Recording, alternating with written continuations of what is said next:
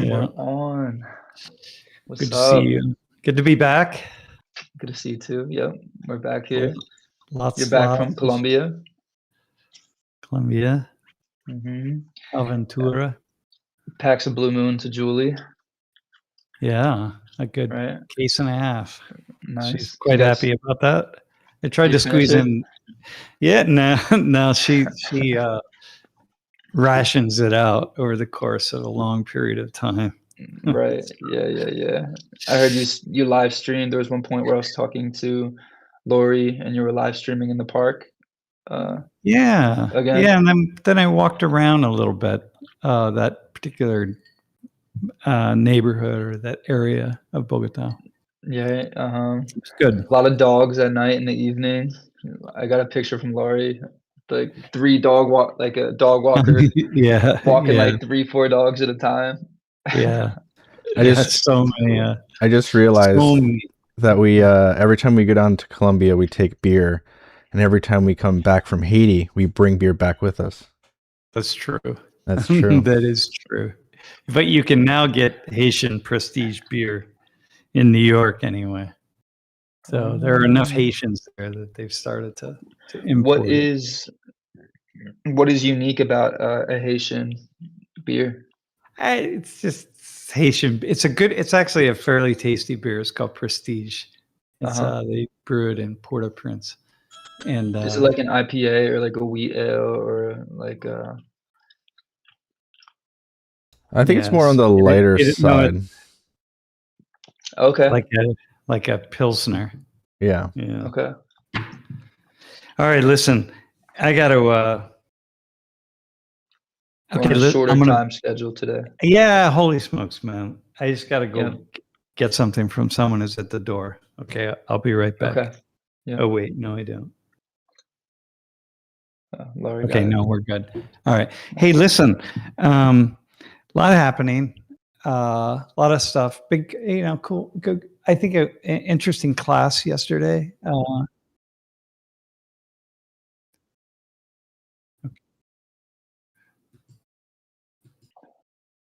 right, how about that? Okay. We had a good class. I wanted to talk about war, but I didn't want to talk about this particular war. It's just like students. I mean, it's in class anyway. It's just not a kind of thing that. I don't know what to say. It's so difficult for me to have the conversations that I want to have because people just can't follow, and I know they need students can't, right? I mean, their minds are just elsewhere, and I know that people often as well need a little bit of guidance about how to understand certain things, but most people can't even like hold that, so it's hard. It's such a complex, for me, a pedagogical dilemma, and that becomes in some ways like a moral dilemma, like what's the right thing to do, what's the best thing to do, I don't know. Interesting. Anyway, we didn't get deep into what's happening right now, but we did talk about war in general. Oh, so you said it wasn't a specific war, it was just about war? Yeah, we didn't talk about the Iran and Israel and Lebanon and all the other Gulf states that are impacted by this, It's such a man, I don't know. I've been tracking pretty carefully, and I'm really tracking what different people around the world are saying. I'm watching more than ever before, a lot of, or tuning in to a lot of international assessments, and just to kind of keep from this kind of narrow assessment. What do you? And I had go ahead. Oh, I was going to ask what you're seeing on like from what you're tracking. Well, I'm reading, I'm hearing almost across the board is a kind of a sense of deep concern for how things could continue to spiral. Maybe spiral, maybe not like out of control, but per se, at least the way that it appears to be, but spiral, just a slow spiral, is just kind of similar to what happened starting in about 2005 in Iraq.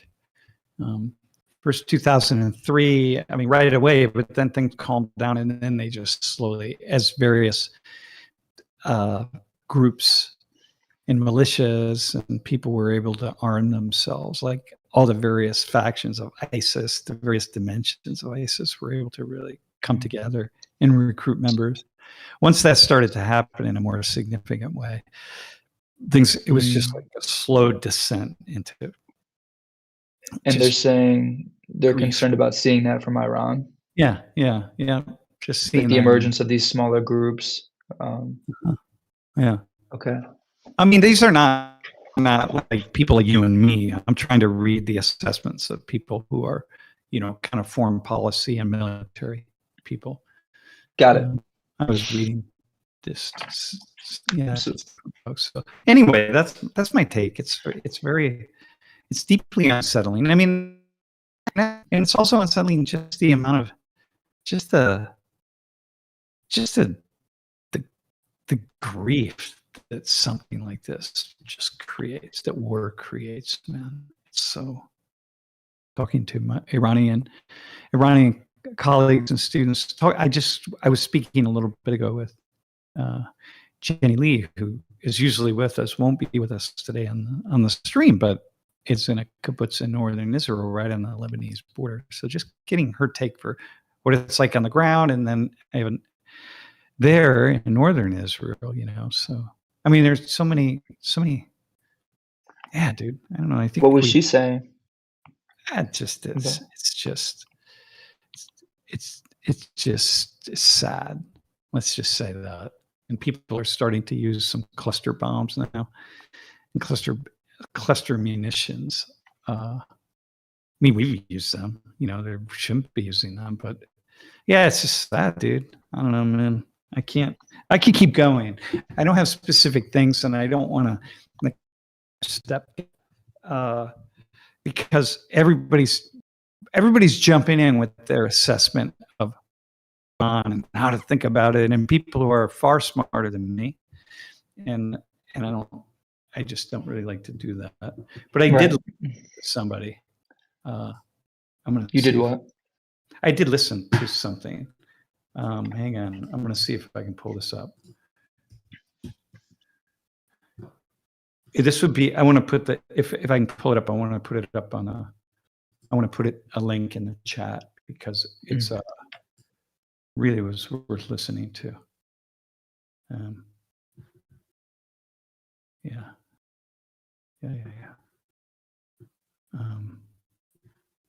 Here we go. I'm going to put it in the chat. This is the BBC Global Story, and they interviewed one of the presenters on the BBC. And man, it was just really super, super thoughtful. Yeah. And this guy's name's John, I don't know, I think it's John Simpson or something. But yeah, John Simpson. He's been around a long time. He was actually in Iran back when he flew in on this very same airplane as Khomeini back in 1979 or 1980, and who, when he flew back into Tehran, he was coming from the UK. But in any case, he just had so many really interesting things to say. Sometimes, like, it really is journalists who are really smart and very thoughtful, and who are on the ground, spend a lot of time on the ground. It's really worth listening to them. So you just posted it in the chat. Yeah, I just put it in the chat. Nice. Anyway, that's wait, hang on. I'm gonna do another version of it, because I don't know if that one will come through, but I think it will. I see it. Yeah. Yeah. Okay. Nice. Anyway, it was really worth listening. I heard it early this morning. I kind of woke up and I listened to this Global Story podcast a lot, and it's really smart, just smart. They're always interviewing somebody and who's worth listening to. So,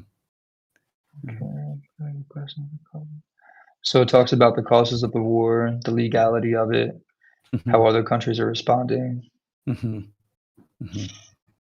as Gulf states get drawn further into the conflict. It says, might they send military enforcement? Okay. Hey, listen. What I really want to do, though, I want to look at. I want to respond to some things in the chat. First off, I want to respond to a couple of things from yesterday, because there were a few people who felt like I was being like one-sided. I definitely wasn't being one-sided, but I certainly was willing to kind of look at. One thing we looked at was some data on just the United States, man. Just how much I focused a lot on us, the data anyway. Just like how much, well, it's the world, but how much is spent on militaries and defense and offense and war. And so I think that one of the things that I'm really seeing is that it's important to that everybody gets challenged in some way. And but one of the questions I was asking students was, hey, when do you, at what point does like a nation know that they're safe enough? Like, how many weapons do you have to have? How much defense do you have to do? How much, like, at what point can a nation know, okay, we're safe, right? Had them wrestle with that. Can you answer that question, bro? Yeah, that's interesting. Yeah, go ahead. Yeah, because the prompt that we facilitated this morning was who or what protects our country? And one of our facilitators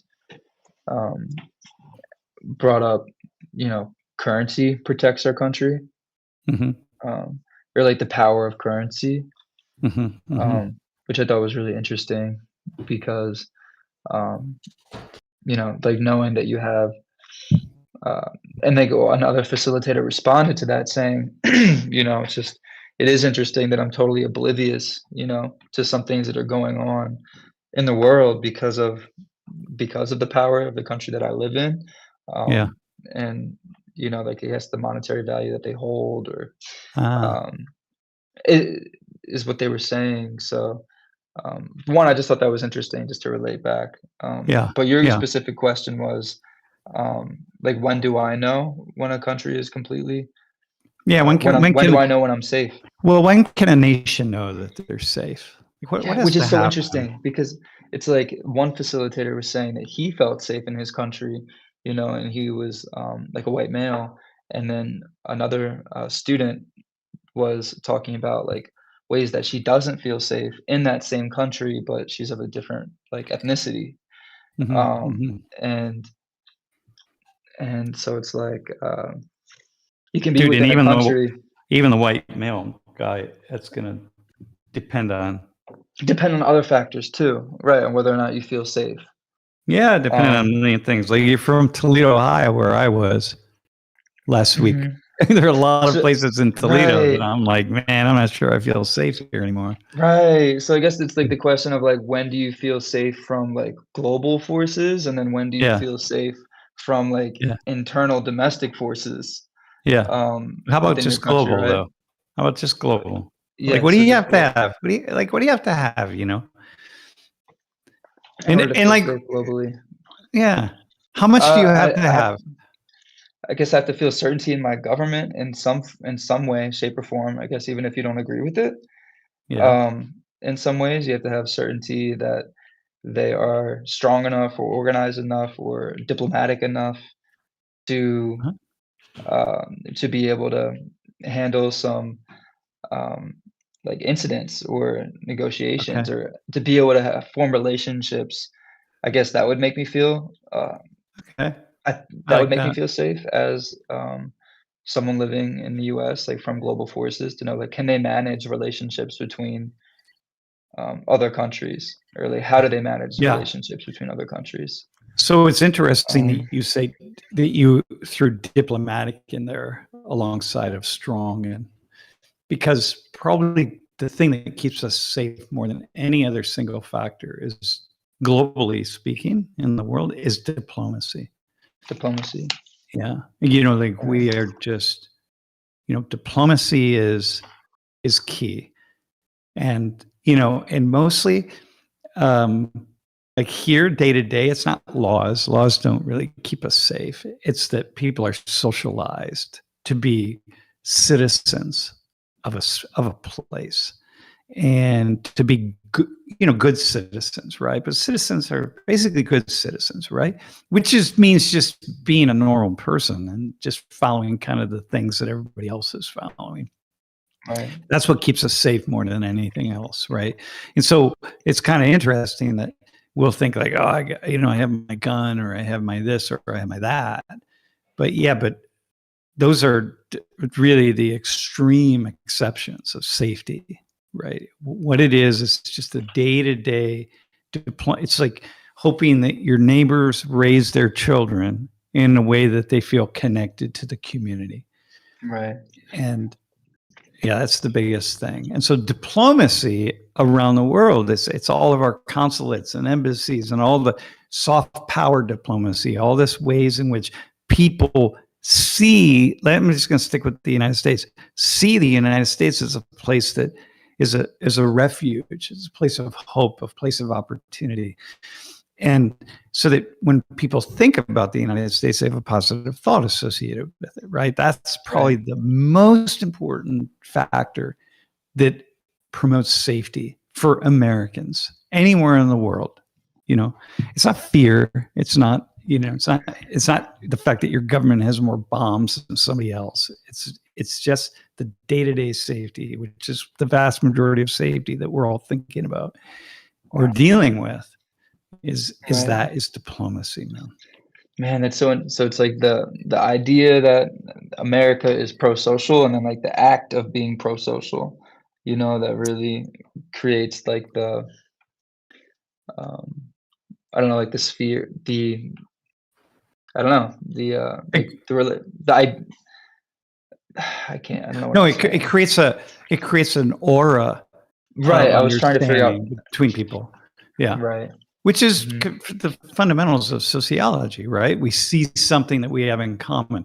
It may be that, we have a certain agreement about, what a certain place represents, right? Like the United States. So anyway, like, when I go somewhere, wherever it is that I go,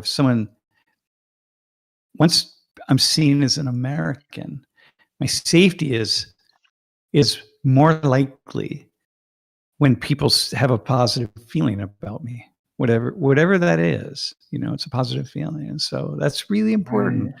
And so, one of the things here is that they feel like I'm an accessible person. Like, they might one day come to the United States. Like I was having a conversation with somebody in Colombia who wishes they could travel to the United States, but never will be able to. And once they know, because they just don't have the money, they just are never going to get the opportunity, right? And they wouldn't get a visa because of who they are, because they don't have the money, kind of thing, Right. An average poor person, and needs a visa, you're not going to get a visa at this point in time anyway. Right. So once that person loses a certain sense of hope for being part of this place called Los Estados Unidos, it kind of creates a separation, or creates a wall, and that wall is lack of safety. Between who feels the lack of safety within that separation? Because what it is the I'm going to be less safe because other people, I become otherized to them. Like I'm just a person who represents something that they could never be part of. That's unattainable. So you're saying, the idea that it's unattainable, like breeds resentment. Yeah, it breeds resentment at a certain level, right? And so what we have is, we have these consulates and we have these programs and embassies, all over the world. I mean, where people go, and like the American Center, right? The American Center in this city or that city, of which I've been to many, many around the world. And, you go and you watch a play, or you read magazines or books, or you talk to people, or they have conversation gatherings, or any number of things, but you can touch a place, right? And that's pretty that's really, really important. You touch it. Right. It's like to the incorporation of like the schema of America. I think I'm using that right. It's either the heuristic or schema. When people think about America, and so that American Center contributes to how that idea shapes. Yes. Shapes them, or like shapes their thought of us. Okay. Yeah. Yeah. Mm-hmm. Yeah. Wow, that is so like, man, and it's so huge. Yeah, it's so huge.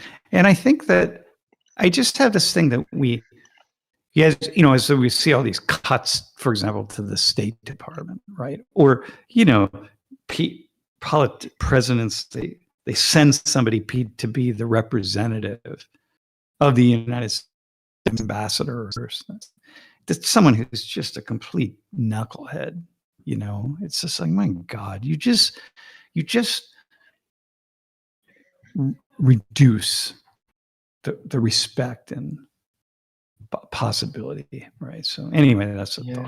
Yeah. All right. Mm-hmm. All right, listen, man. I want to respond to a couple of questions, though. So here, how many students know what a draft is during war? This is from yesterday, right? So this is Bob. Yep. Routh, Artistic Impressions by Bob Routh. How many students know what a draft is? I don't think anyone really thinks about that. I mean, Korean, well, a lot of students come from countries where it's mandatory to serve in the military, but I think American students, the draft was so long ago. Sam, I feel like this question is more relatable to what we were just talking about. From Axel, down by number 9, said, did any nation need a secretary of peace like now of war? We all need that, and I don't know why we don't think to have that. Well, in a way, that's kind of what an ambassador. Diplomacy, right? Well, look, man. The ambassador. First off, that's what our ambassadors are, right? That's what our State Department, the head of the State Department is. I mean, technically speaking, that's what it should be, and what it mostly is, right? Your peace isn't like you don't sit down and you just like, we don't need a secretary of peace per se. What we need is someone who really promotes fair and equitable and thoughtful exchange of goods and services, right? And cultural understandings. So that's in a way what a Secretary of State is. Mm-hmm. Anyway. Could you apply to be an ambassador, Sam? No, I could. I mean, I could rise up through the ranks. It's too late for me, though.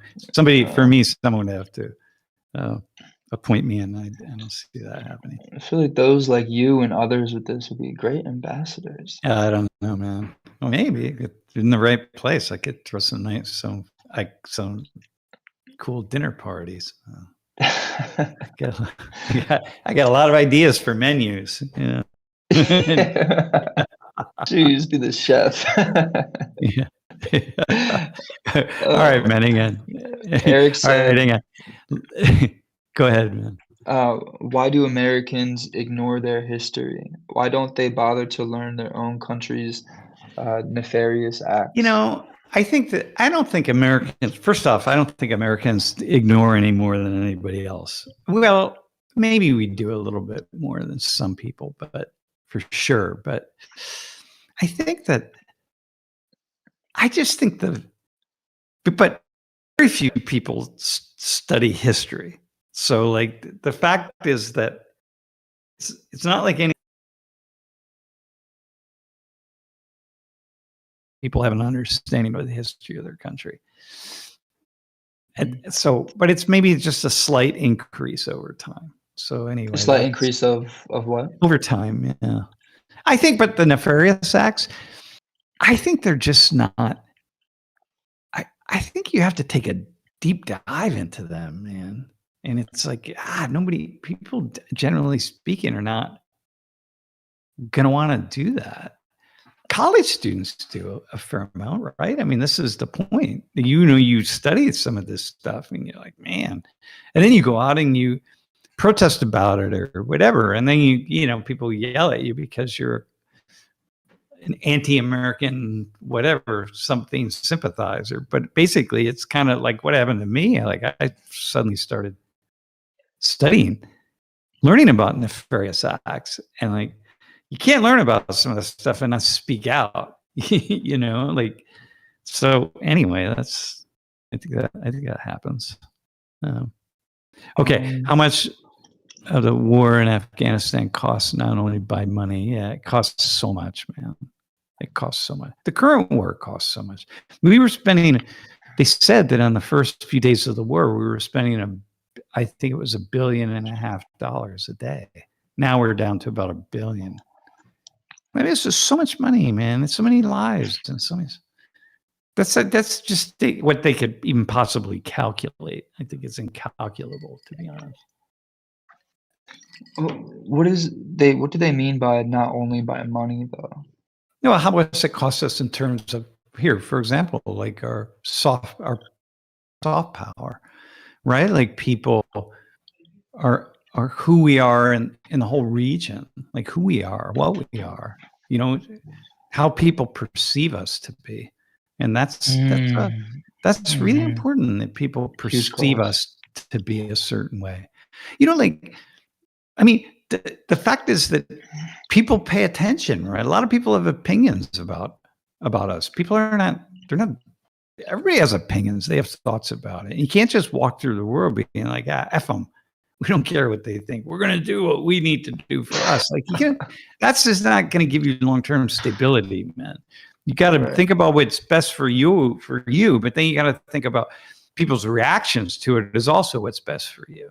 So, like, how is the rest of the world going to see this, US and Israel, for example, teaming up to bomb Iran and now Lebanon, and then, Iran is going to start bombing all these other places. I mean, how's that going to be seen by the rest of the world? That's also really important. So, I'm not going to name names, but I can name names like Trump. The irony is that how he's a guy, other people's opinions of him really, really matter. So I'm like, it doesn't seem to be that way, but it certainly is in terms of all of his interpersonal relationships. He wants people to like him. So it's like, well, dude, how about we want countries to like this country? So anyway. Okay. As someone born in 1961, I know how risky the Cold War was. The Cuba crisis, only one USSR political office hold World War III in his hand in a submarine, and same in maneuverable Archer. 5 minutes to war. Yeah. That was. So there was this guy. Okay. There was this Russian guy who, I don't remember the story. Someone should put the story in the chat, but there was and it was his job the computer said, hey, all these missiles are coming over to the USSR. But these things, like,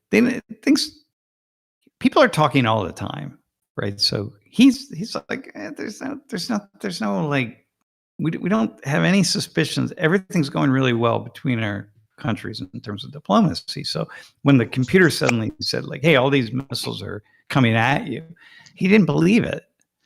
And so the thing was, like, his job was to just like fire everything up and send the missiles at the United States. So the computer really messed up, which is pretty scary, actually. And so he didn't fire he didn't, and it was the computer. It was a glitch somehow. I'm not even okay. Yeah. Another. The Iran question for me is, were they really that close to having nukes? No, it doesn't appear that they were, actually. So listening to the people in the National Security Council, not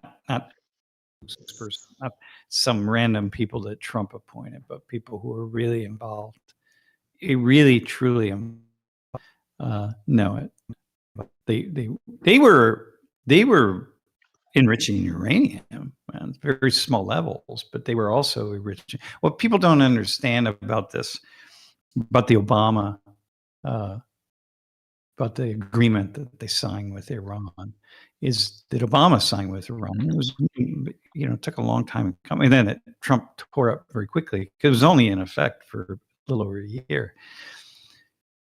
So they gave the Iranians, they said, okay, you guys can. Now, mind you, I don't understand.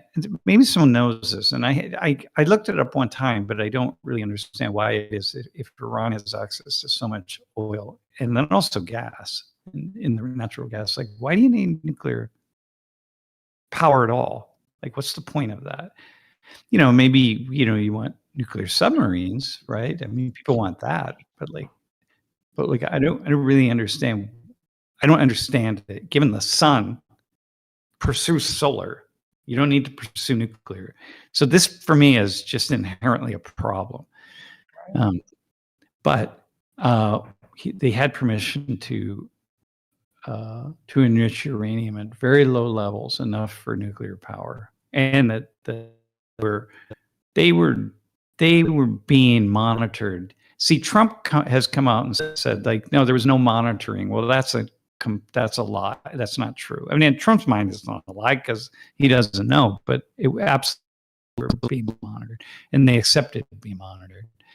And from everything that I've got from reading from very reliable sources, the people who were on the ground, who were going into Iran, I mean, they couldn't go, in these facilities, they couldn't go in and go to the bathroom without being monitored. Everything was monitored. And so they were enriching uranium, but not at the levels for building weapons.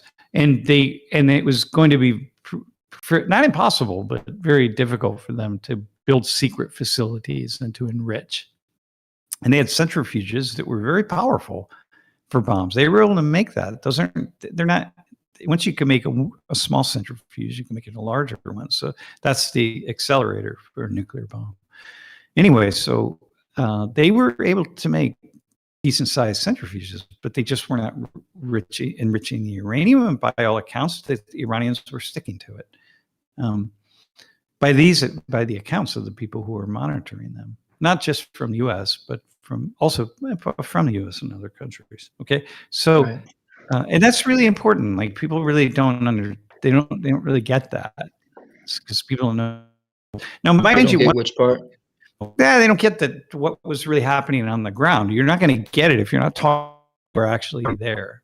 So I listened to this really long interview of the guy who was part of writing that agreement, and he was there from the very beginning.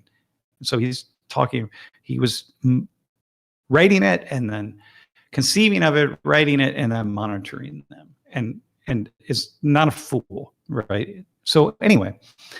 But I never really understood, I think, why the Iranian, what do you need nuclear anyway, man? Just like move forward with solar. My God, you got enough sun in Iran to power the world,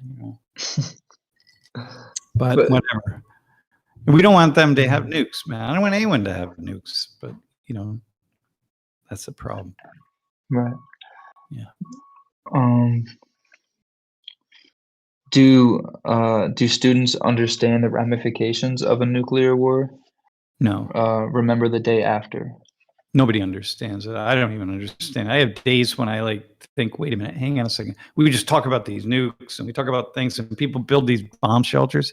And I'm always talking about this, but I'm watching this series called Fallout, which is, honest to God, it's really fascinating. It's a HBO series. Or Prime, I don't remember which one, but Prime. Yeah, they don't comprehend this. None of us do, really.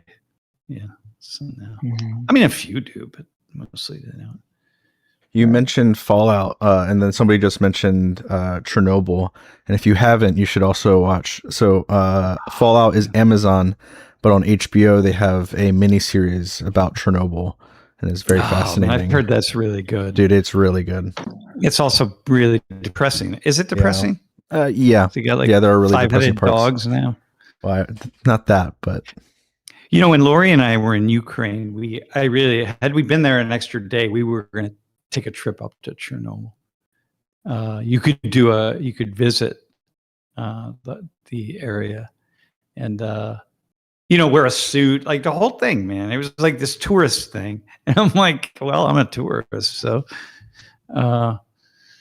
anyway, at least go up near the site. I mean, I didn't have any desire to go down right to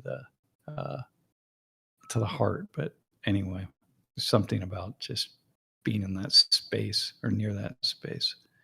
Anyway, but we didn't do that. We stayed in Kyiv. So, okay. So what do we have?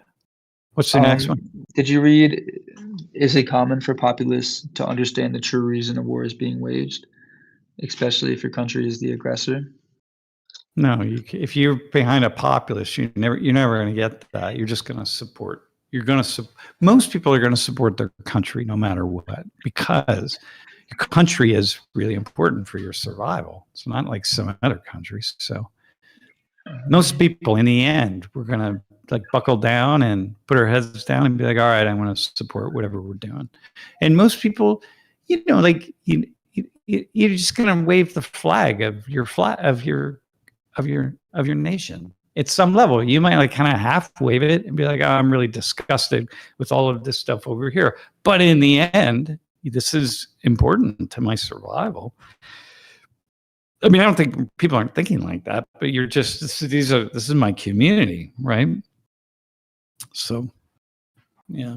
And populism is like, that's just the nature of, all right, let's keep going. And then we'll move on to the new ones, but there's a few more. So for a country that was ruled by a destructive religion that said death to America, do we think that after a failed terrorist attack in New York City, praising that religion in the office of the city is good? Well, here's the thing on that. In the office of the city, good. Yeah. Yeah. Here's the thing. Wait, so this is my take on it. You got 1.5 billion people in the world are Muslims. And, over 2 billion people in the world are Christians at some level, right? I mean, they're more or less Muslim, more or less Christian. The thing is, you need the vast majority of people in all religions, let's throw in Judaism and Hinduism, Buddhism, etc. The vast majority of people are peaceful, thoughtful, and they want to move forward and live in harmony with their friends, families, and neighbors, and people in other countries. People want that. The vast majority of people. So that's true of Muslims. It's true of Christians. It doesn't really matter. So why not? What you want to do is you want people to feel connected and feel at home in the place where they are.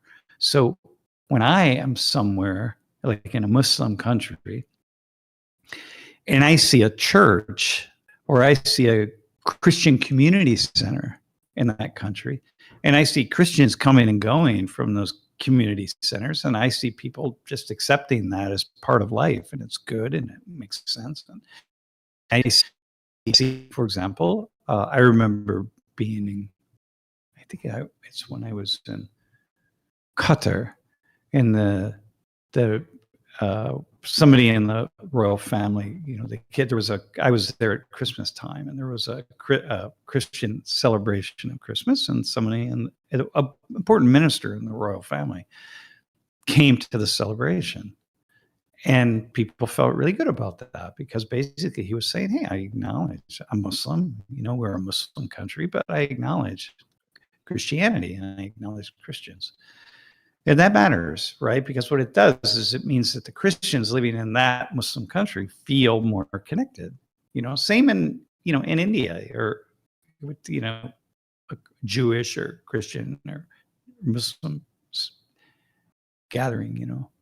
So yes, it does matter. It's not praising the religion, but recognizing that, you know, we're in the holy month of Ramadan for Muslims, and like recognizing that. That's good. That's a good thing. We want Muslims to feel like this is their home too. Only 1% of the U.S. is Muslim, and 1% is Jewish, basically. So it's like, you know, you want people to feel part of life. So yeah, that's a good thing. Just like I want in other countries, I want them to, you know, we want people to embrace Christianity. You do, certainly if you travel somewhere, you know, Christians. Everywhere I've gone in the world at Christmas time that's not a Christian nation, there's always like Christmas trees and Santa Clauses and crosses and like manger scenes and stuff like that. Everywhere I go, man. So it's like, okay, that's cool. I'm not a Christian in that way. I mean, I'm baptized and so on, but it always makes me feel good, you know. I remember walking into a hotel in Iraq, and we were there at Christmas time, and every day we walked in the hotel, there was this big statue of Santa Claus, and he would just start moving because it would recognize our presence, you know, and then it would start singing. Jingle bells, jingle. Santa was singing jingle bells, and it's moving around and dancing, and every time Lori and I laughed, but we felt like, hey, that's cool, you know. That's so interesting. These are just like really at the core of it. They're just like these basic human, like basic human things, you know, like. Yeah, dude. You don't want Muslims to feel like, what do you want to do? Send them to the edge of nothing? Like you can't build a synagogue. They're here, man. People are here. Atheists are here. Everyone's here. Get along, man. And the only way to get along is to allow people to, you know, to push. The vast majority of people are absolutely. Man, it's so fascinating how fast othering can happen when we forget about like how basically human it is. It's so it's so core, like such a core. Well, this is the problem. That's why I think somebody like me. I mean, these are my thoughts. I happen to think that my thoughts are, I don't know. I think it would probably be better off if more people thought like that. I mean, it's not like you're not saying, but look, you look, there are radical Christians out there, you know, by saying like, hey, well, it's really valuable. Like, let's have a Christian, you know, at Easter. Easter's coming in a couple of weeks. Let's celebrate Easter here in our city, even though very few Christians are here, but we're going to support that, you know. Right. Like, all right, well, that has immense value. Man. So much value. Even though some Christians might be evil and, you know, be trying to overthrow the government of that country. I don't know, but there's going to be a few of them. And it's like, but still, what about all the others that don't support that? So, man, yeah. All right, let's go, man. How about some questions from today? Yep. So we'll go with Bob. I'm a Vietnam vet. We need to help these young people understand that time to understand today. Yeah, I agree. Yeah. What's he saying about that time? But here's the problem, right? The problem is helping young people to understand history when they just don't have any lived experience. You know, like I didn't start really getting into history until I was in my 30s and 40s. When I had enough history behind me that I could actually almost like feel what a decade is, you know, like, okay, I get that. That's so interesting. Yeah. So like I was born 15 years after the end of World War II. 15 years. That was it, man. So by the time I was 10, that's 25 years. That's not much time. That's like 9/11 to right now. Okay. So 15. So I was in high school studying World War II, but it's like 25 years is me to 9/11. That might have been it was just like lifetimes ago. Just like for students today, 9/11 it's like, yeah, it's this thing that happened, but I don't really know anything about it, so. And those of us who lived through it are like, oh my God, what do you mean you don't know anything about it? And it's like, well, those people who lived through Pearl Harbor, waking up to the newspaper saying Pearl Harbor was bombed by the Japanese, they had the same response to me, saying like, yeah, I get the Pearl Harbor. Was that when the Germans? What was that? Koreans? That's the same. How do you not know? So anyway, so that's my take on that. Yeah. But I agree with you. Young people, we want to give people some sense of things for sure. And that's what I'm trying to do. But I like to do it in really small doses because their eyes glaze over and they go out, which I understand. I don't. But man, just like Vietnam, like this is the hardest thing about living, man. We look back and we just cannot understand. So if you're a Vietnam vet and, you've been, so Bob has, you were in Vietnam and you just like, that just profoundly shaped your life. And then you come across people who just don't even know how to spell Vietnam, let alone be able to pick it out on a map or even know what continent it's in. It's just almost impossible to comprehend. Yeah.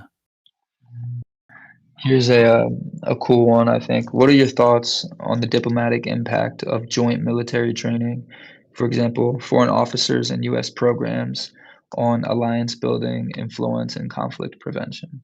Yeah, hugely important. Yeah, hugely important. Yeah. Yeah, it's building trust. You just got to build trust. And hugely important. Yeah. Similar to like the NATO dialogues that you did, right? Yeah, exactly. Yeah, we saw that. We see that with NATO. People have this idea that, all the NATO countries in Europe, they all like get along and they all understand each other, but they don't actually. They don't understand. We were doing these dialogues with, Italians and the Danes and the Dutch and the French and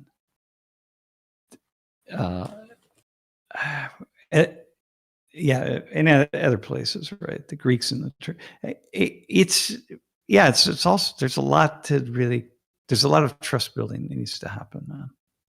Yeah. All right, go ahead, man. What's the next one? Do you think this may all boil down to the dollar being used as currency for oil and the pressures from China and other countries trying to change it? No, I don't think it's that simple, but I think it's a little bit of that, probably. To be honest with you, man, I do not think that this is very thought out. No, at all. That what's very thought out? This war, why we're there, why we're bombing. I think what I'm reading, and I'm not reading the liberal opinion columnists in the New York Times, right? But everything I'm reading is just like they just did not think this through very much. And it's almost like it's one of these things where you just get in and you just get deeper and deeper and deeper, and before you know it, you're all in, and you can't. It's groupthink, And unfortunately, we have a lot of people who, and you got to whenever you have a really strong leader, as we have right now, a person with a very strong personality, you got to be really careful. You got to have naysayers. You have to have contrarian thinkers in a room, but that's not a thing for Trump. He doesn't have contrarian thinkers. Obama had contrarian thinkers.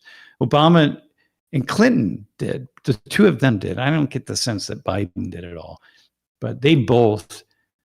Obama for sure, because I know people who were in these rooms with Obama, and he made sure that he had people in the room who disagree with him. George Bush to a degree, not in the beginning, but definitely at the end, after he got sucked into these wars. Right. Yeah. Reagan used to do. Reagan had that also, but not like Obama. The stories I hear about Obama is like, man, you better challenge him. You better give him a handful of reasons opposite of what he's thinking. And if you don't, you don't deserve a seat in the room. And yeah, that's so important. You better have that, especially when you're thinking about going to war and the way that we're doing right now. You better be thinking that. Those didn't always work, right? I mean, there were places where they made bad decisions, but right. Obama I'm talking about. And same with Clinton, same with Bush, same with, Anyway. Yeah. Did I answer that question? Did I respond? And the pressures from China and other countries trying to change it. Yeah, I don't think I just don't. I think that's a part. I think Donald Trump and his team are really trying to respond to China, and in a way that Biden didn't. Well, Biden had okay, so he had all of these putting pressure on China as well, but Trump's just taking it to a new level. But this is about gold. It's about the dollar. It's about using dollar as the global currency. It's like, man, we are on the precipice of a complete reshaping of the global order, financial, political. And I don't know what's going to happen. But I don't think was much played into it. Yeah. Yeah. We have one is like, can you really use the argument?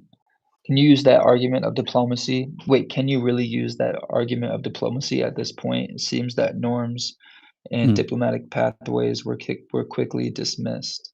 Yeah, well, the problem is diplomacy is everywhere is kind of off the table right now. So this is kind of unfortunate. We've really created made it very difficult for that to play a role.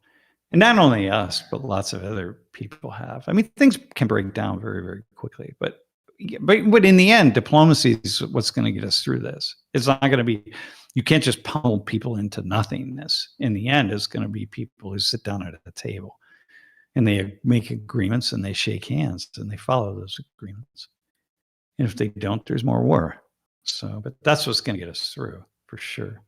But I'm just thinking, when I was earlier talking about diplomacy, I meant just diplomacy across the long haul, so.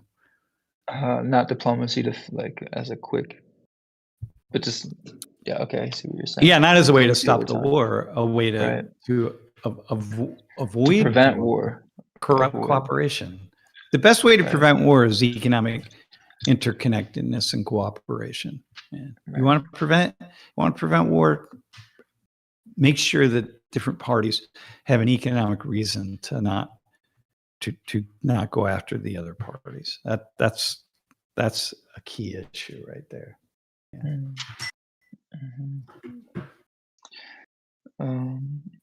Did U.S. follow international law after the Orange one?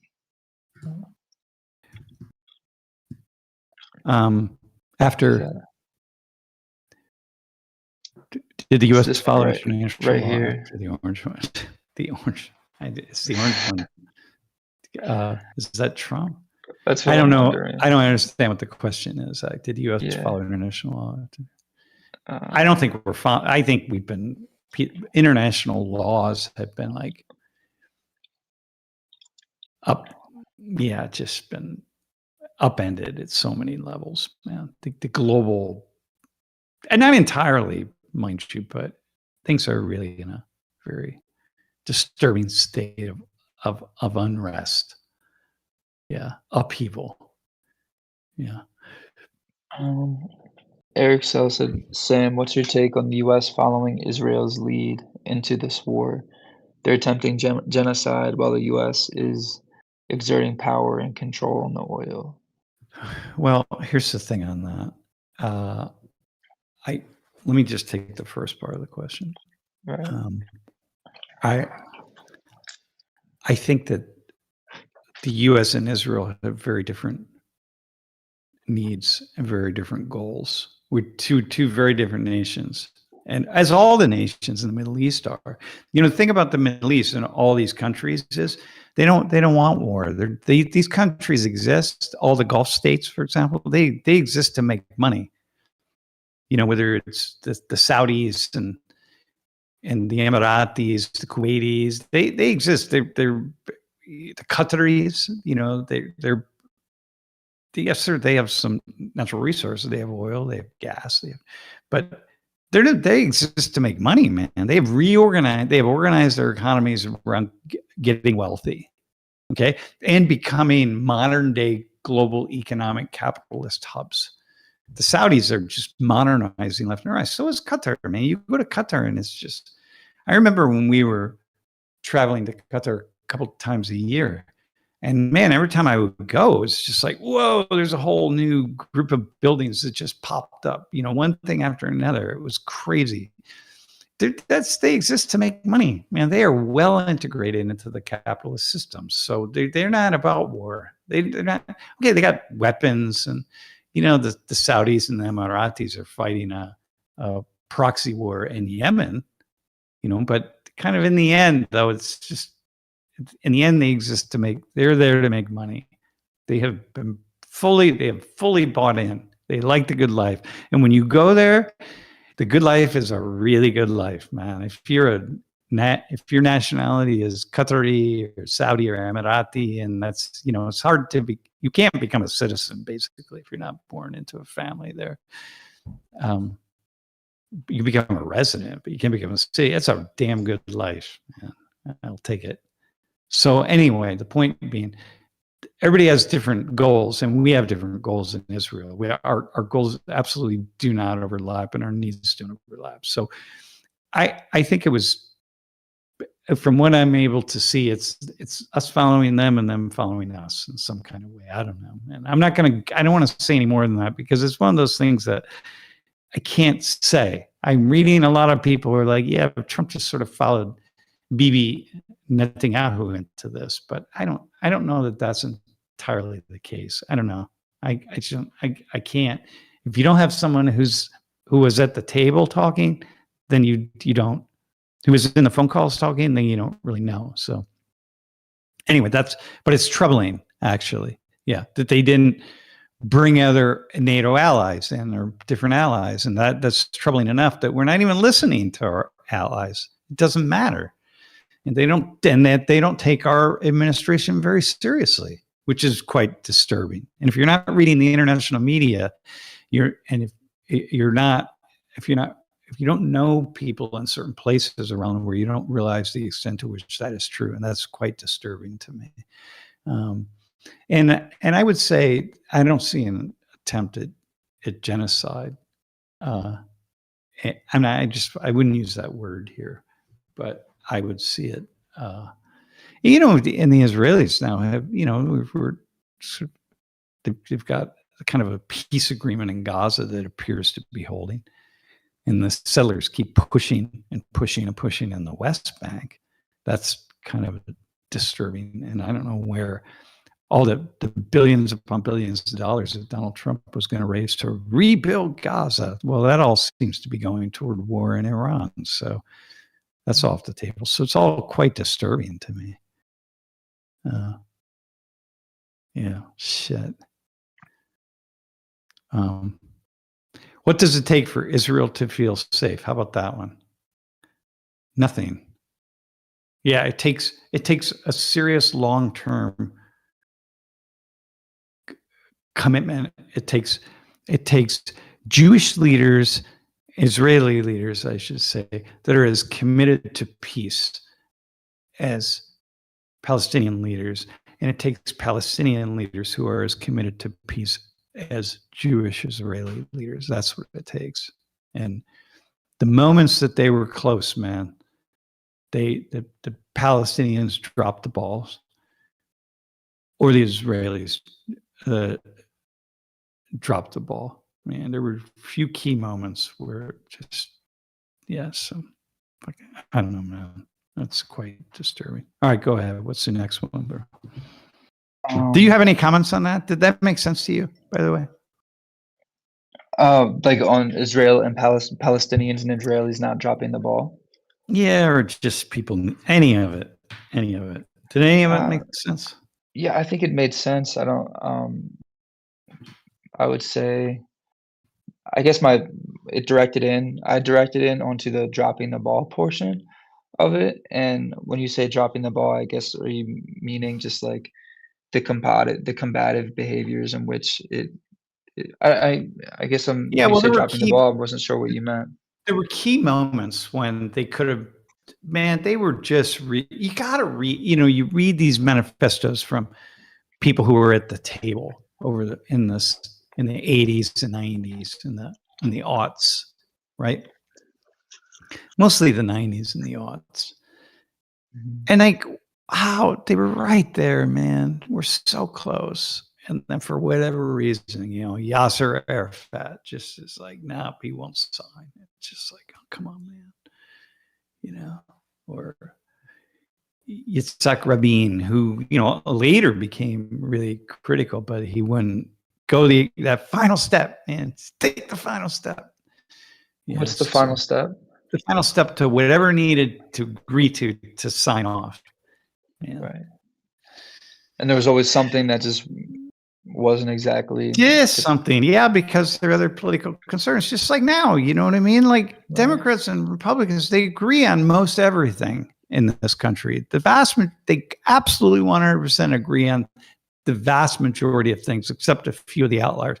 But I can't vote on that because my party is telling me I'm not allowed to vote for that. And at my party, I need that because they're going to give me money for my reelection. And if I don't have that money, they're going to fund somebody, put somebody up against me, right? And the Republicans, same. It's all just insanity, man. It's insanity. That's where party politics gets. That's where you got, you have these political parties because you got to sort of organize people under some kind of umbrella because it's going to be groups of people, right?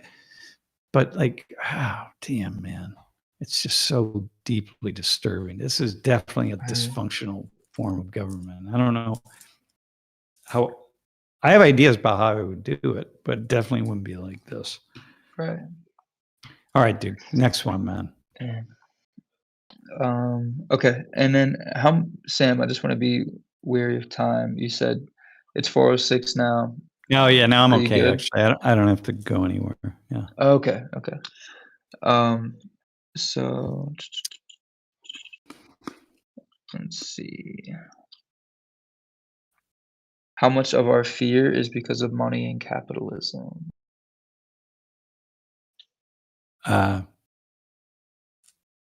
Huge. It's about the economy for sure. It's huge. But you know what?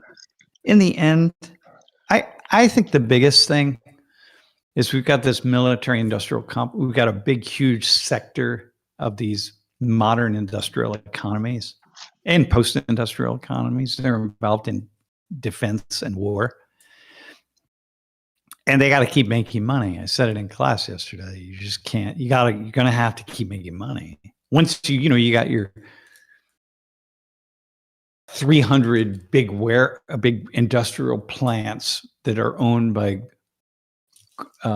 Northrop Grumman or Teledyne or whoever's making the X missile and plane and so on and so forth, right?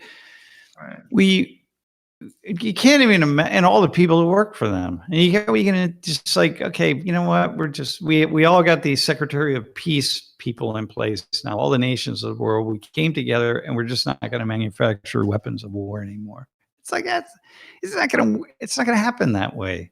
And so people you got to just keep funding. You got to just keep going. Dude, people just knocking on the door, like boom, boom, boom, boom, boom, of all the representatives in Washington being like, hey, we got here's our new missile, like it just keeps going. So that's the biggest issue for me is that. Yeah. By the way, I got this book from Sean Ray, cool, who sent it to me. He had it sent to me. He watches the class, watches the stream. It's called The Accelerating Death of America. systems failure and a nation divided. Anyway, it just got. Oh, that sounds cool. Yeah, it's just his own assessment, and it's not just his own assessment. I think it's really cool that to have an assessment of what you're thinking about things. Oh, and he wrote the book and sent it to you? Yeah. That's sick. Yeah, it's really cool. Yeah, I'm gonna look at it. But look at the cover, man. That's like a really, look at that. Oh wow. What is it depicting? Is that in it's like a morgue with a body with an American flag, or maybe the country. Wow. I'm not really sure who it is, but yeah, it's really intense. Dude, heck yeah. Shout out to Sean Ray. Yeah. Yeah. All right, what else do you have? How about Cuba? How about the question on Cuba? Let's see. That's from Steven. Cuba. Are you talking? Down on line 32. I see England. From Stephen. Yeah, Stephen in England. Yeah. Okay. What's your opinion? Oh, I see what you're saying. What's your opinion on the Cuba situation and how Havana are now wanting to speak with the USA? Well, things are horrible in Cuba. When we were in Miami, we had a taxi driver or an Uber driver from Cuba, and whose entire family is still there. He went to Guyana, I think, and then from Guyana he came up through Central America and through Mexico and came to the United States. And he got here at the time when we were giving refugee status to all Cubans, so like 5 years ago or 6 years ago. Right. Well, I don't know if we still are. I don't know where that stands, but I know that I think Trump was putting a stop to some of that. Anyway, things are just horrific in Cuba, man. I mean, the embargo has been, the economic sanctions have been so strong, and there's now no oil, and there's like nothing is happening. And it's just, you strangle a country enough that you can't, the people eventually are going to capitulate. So of course the Cuban government wants to speak to the US. Of course they do. They have nothing to back them up at this point. They've got nothing, man. So Trump has absolutely, the US government right now has absolutely successfully put a stranglehold on the nation, the island of Cuba. Wow. Yep. And so I don't know what's going to happen, but it's sad, really. Like, for talking to him, he didn't hardly speak any English. Surprising. Well, it's not surprising. He came up not speaking any English. He came here and he lives in Miami. He lives in the Cuban the barrio of Miami, which is basically just little Cuba, little Havana. So, and who does specifically? The taxi, the driver. Got it. Okay. Yeah. So anyway, I think I'd like to see them have the conversations to get past whatever they need to get past, because the Cuban Revolution is done, man. It's over. The whole experiment of Cuba. There were a lot of things. You can say them, the good ones, the bad ones, but it's done. So just get past it and let's do it. Let's just move on and do what has to happen. Mm-hmm. To rebuild Cuba, essentially. Yeah, to rebuild them. Right. Yeah. There's a Kenji from. Go ahead. What were you gonna say? No, go ahead, Ben. Yeah. Okay. Kenji from KC Metro. He said, "Why does America worry about my country's backyard? What my country's backyard is doing when America cannot focus on its own border problems and let the rest of the U.S. and let the rest of us live on in peace?" Well, I think the problem is that we're all deeply interconnected at this point, economically and politically. And so, and especially right now, what's going on in the coast, at least, certainly in southern Ecuador and Guayaquil and Guayas province, the cartels have really just gotten a foothold in there, and it really hurts Ecuador, and Ecuador can't seem to be able to stop it any much easier than Mexico or Colombia was able to. But in the end, like, Colombia fought a 50+ year war fighting this, man. So I suppose that's why the U.S. it affects everybody. But and of course you can say, like, well, let's deal, as Julie and I were talking about a couple of weeks ago, focus on the demand for drugs, which is what we should focus on. But the fact is, that's really difficult to focus on. Demand. So start with supply. Like, I don't know how you do either of them, man. Yeah. Hey, wait, I like this comment in the chat a long time ago from Chambray24. Hang in there. There's a lot going on in the world today. Students are in survival mode. Yeah, they really are in survival mode, man. I would be in survival mode if I were a student, man. Imagine, it's like during Vietnam, right? So, Bob would say this, like, you get, man, they were scary times. They were very scary times. We're in scary times. We're going to talk about it tomorrow, actually. We're going to talk about education and AI. What students, they basically, think about this, man.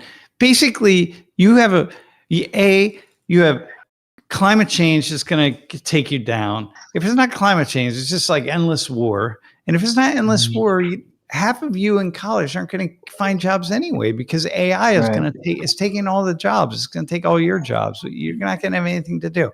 Right. And you're trying to be optimistic about the future. And we're saying, like, you should study the history, I'm like, you should study the history of war. Like, why don't you know? And my students are going like, the fuck, man, I'm going to drink more beer right now, because my life that I was thinking I might be able to have, the messages I'm getting is like, I'm not going to have any sense of a life like that. So why wouldn't I drink beer? Yeah. So, man, that's so real. Yeah. I remember I was taking this, I was Ubering, and there was this one student who's a computer science major, and he was just speaking on how nervous he was, Yeah, and that was it. Yeah, you start in computer science because there's always going to be jobs for programmers. And, like, of course, are you kidding me? That's the one sure thing, right? And suddenly, like, no, actually, we have computers. We program them to program themselves. No, actually, the people who came before you have programmed computers to program themselves. So, yeah, sorry. Go knock on the next door. Maybe the sociologists will find a job for you. So start looking into history. Yeah. I mean, that's the thing, man. It's pretty brutal. It's brutal to be young right now, man. Oh God. I mean, I look in the mirror and I see my face and I think I'd like to be a little younger, because I'm like death. I'm watching death come at me faster and faster. But at the same time, I don't want to be your age, man. Yeah. I'm like, shit. No, but I mean, it's awful. It's absolutely awful. We're going to talk about it tomorrow. And I don't want to remind them. They're reminded every day of AI.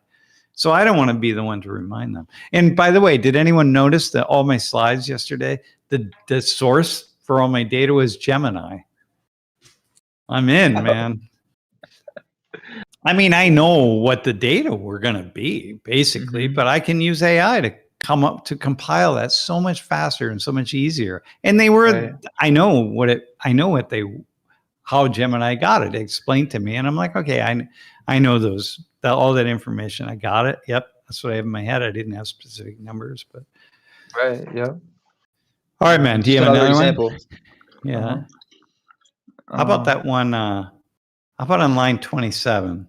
Is that one? Okay. That's Eric. Do others realize that currently the U.S. is doing nothing different than in the past? Yeah. Save for, I don't know what that. Save for one difference, that being Trump's It's Trump style. Is that it? Can I see that? That being Trump style and presentation that appears to be lacking a plan. Yeah. Yeah. I got that. Yep. It's like there's not very little difference here, actually. Yeah, very little difference. So, yeah. So if you're I'm like not following the question fully, what were you? No, but it's like what were you understanding? we're not in a global arena, in the local in economic. Okay, certainly like Doge coming along and cutting government jobs, and like I don't know who's going to be in the national parks this summer and one thing after another, but there are a few different things, but the vast majority of what's going on is pretty. It's kind of the same. So it's just that you hate the Democratic regime or government, or you hate the Republican regime or government, or you hate the Trump one or the Obama one or the whatever Biden or whatever it is. But basically, it's not that different globally anyway in terms of wars and the military-industrial complex. A little bit here, a little bit there, but yeah, yeah. Okay. How about opinionated Matt's question? Can you read that one? The word 25. Yeah, how about that? Yeah, worrying for Iran is the possibility of balkanization. We know there's big minorities, Azeri, Kurds, Arabs, Baluchi. So I wonder how strong is the sense of nation. The country has millennial history. This is really interesting that you asked that question because I was listening to some Iranian specialists talk about this very issue. And I had a very similar kind of thing. It's like, oh man, it's just going to happen like what happened in Iraq. But they were arguing that this balkanization and growing divisions and the conflict arising out of those divisions is probably not likely in Iran, and not just because of the military government, right? So Iran is one of the largest militaries in the world, even for a small nation of 90 million people. But it's a very large military. North Korea has a larger one probably, but they're not all outfitted with weapons and all, right? They just basically the entire country is in the military, So yeah, I don't get a sense that this is really on the table. So you don't believe that balkanization is on the table? Not in a significant, serious way. Yeah. Got it. Not in the way that you're talking about previously with Iraq.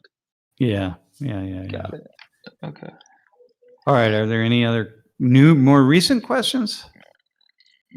Let's see. Yeah. Oh, Chambray 24 said, I don't know. I'm not ready for AI to replace humanity in thinking. Yeah, I'm not either, man. I'm not either. Yeah. So Machadork. Yeah, Persian's 51%. But the idea is that there's not a sense of these separate identities in the country in the way that there really were, say, in Iraq, or there are in a lot of other countries. And so the sense is that, yeah, it's probably not going to break apart in that way. But who knows? Yeah. All right, man. There was, what's up? AZ says, "Spit out the gum." Is that you or is that me? That's definitely me. That's all right. You don't have to spit it out. I was like, "Where's my napkin at?" Yeah, that's funny. There was one more. He said, Biomod Penn State said, "We are making the kids think the world is ending. That is the peak of alienation. Why are we doing that to them?" I think there's something.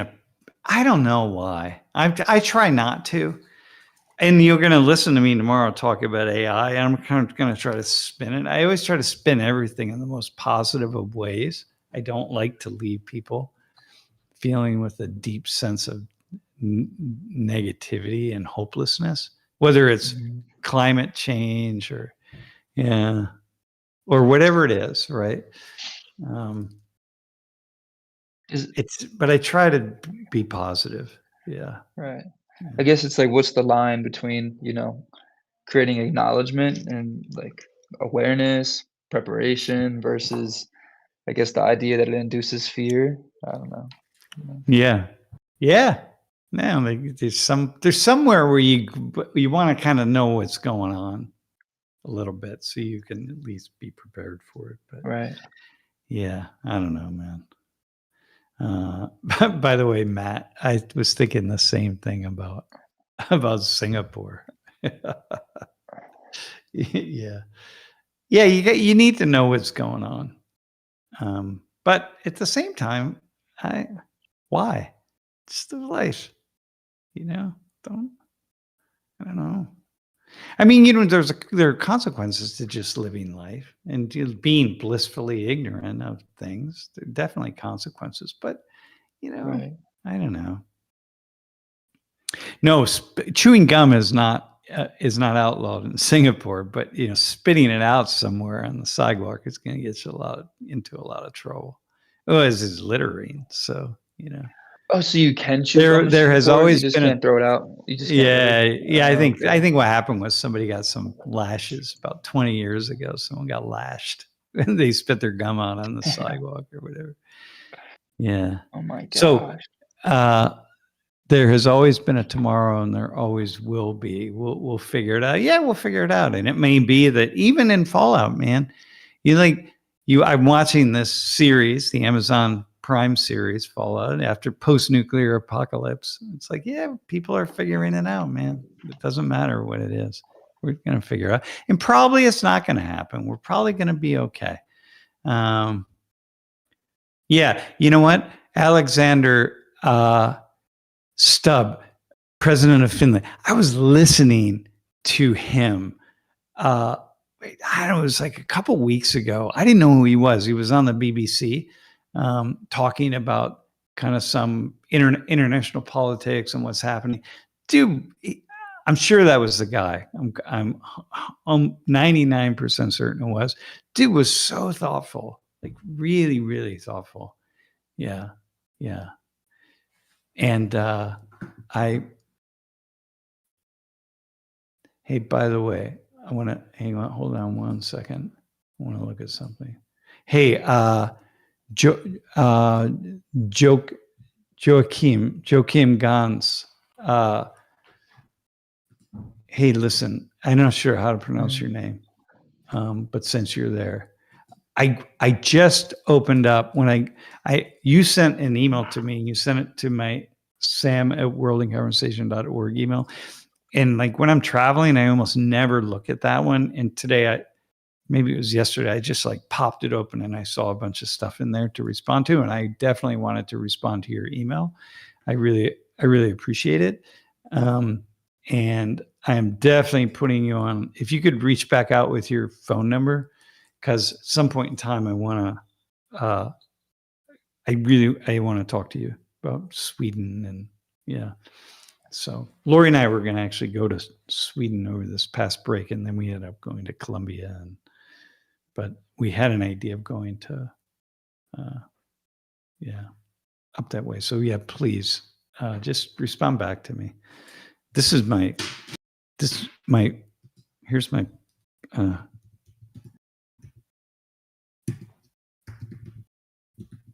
That's my personal email. Okay. At Sea Devil, I have to guard my capability of handling a discussion where I start to be name called. Yeah, I don't like that, man. Yeah, I'm not. I don't like name calling, man. We don't do it here. Yeah. You're finally going. I don't know if you're responding to me, but I'm trying to make it happen. Yeah. Fill in the details with some more information. That's cool. It's really valuable for me. And Jenny Lee, I saw that you sent something, and I'll take a look at it. I'm curious. I downloaded the app, by the way.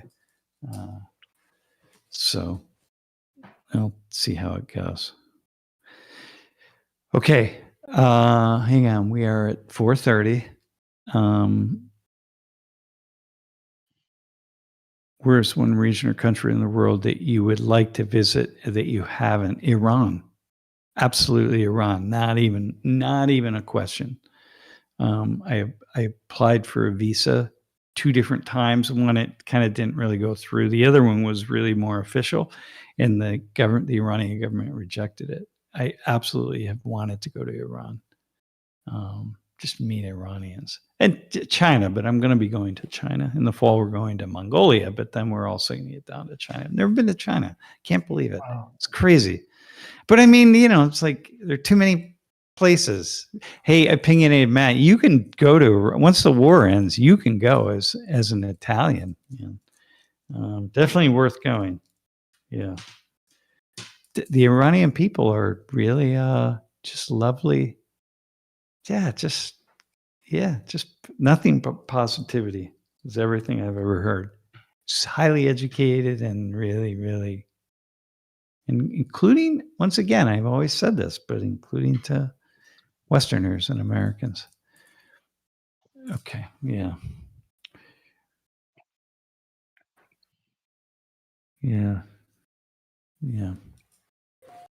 Hey, Mark Line 1967. I kind of agree with, I hear you. Yeah, we're all just letters and things on a screen. But nonetheless, it's really nice to not. It just feels awful when people call each other out and call each other names. Yeah, Matt. Yeah, that's cool. Yeah. I bet he loved it too. Man, we had such a cool trip that was being set up for us in Iran. And then it just didn't happen. I was really very, very disappointed. Yeah. Anyway, Elijah, that's one place. The second one is Afghanistan. Because we have so many people that we've worked with over the years in Afghanistan. And it's possible in my lifetime that'll never happen. Right. But it's just because we have friends. Yeah. Mm-hmm. Mm-hmm. How about you, man? Where do you want to visit that you haven't visited? Man, I don't know. I could go anywhere, to be honest. I don't have a specific spot. Yeah. Iceland. I landed in Iceland. I didn't leave the airport, but I wanted to. Yeah.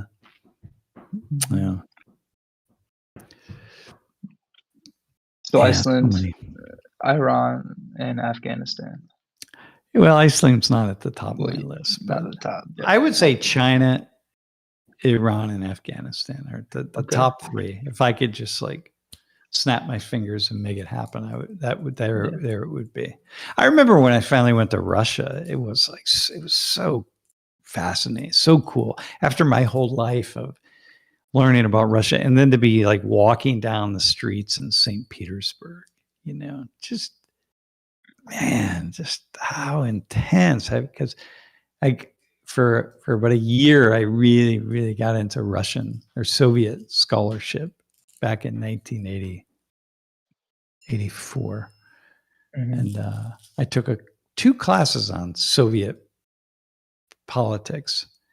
And man, I was so fascinated by it.